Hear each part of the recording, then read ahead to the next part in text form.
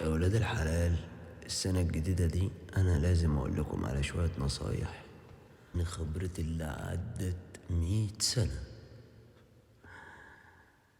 This is my experience.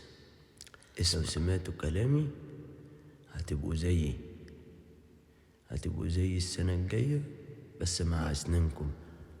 أول حاجة، ما تفكرش كتير في المستقبل، لأن المستقبل ده عامل زي الملوخية اللي في الحلة، كلنا بنغرف منه، بس ممكن يغلبك ما تعرفش تغرف منه.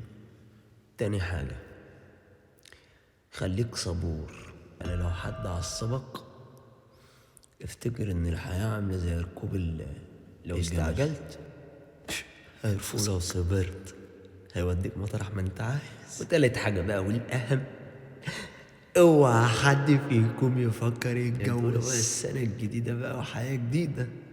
لا يا حبيبي، ده كلام يودي في 60 داهية، في 60 داهية.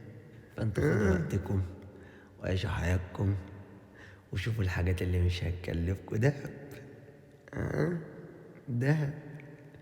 شوفوا ايه الحاجات اللي مش هتكلفكوا دهب. اسمع خبرة 100 سنة يا ابن الكلب، ولا هتكلفكم ولا دهب ولا عيادة أسنان. فاهم علي انت اهو؟ ركز يا معلم. آخر نصيحة بقى، تنام بدري وتصحى بدري، واوعى تصاحب واحدة اسمها مديحة، لأنها كانت أول واحدة ضحكت عليها وخدت فلوسي. وربنا يديني ويديكم طولة العمر. كل سنة وانتم طيبين، والسنة الجاية أعيش عشان أجي أقول لكم نفس الكلام.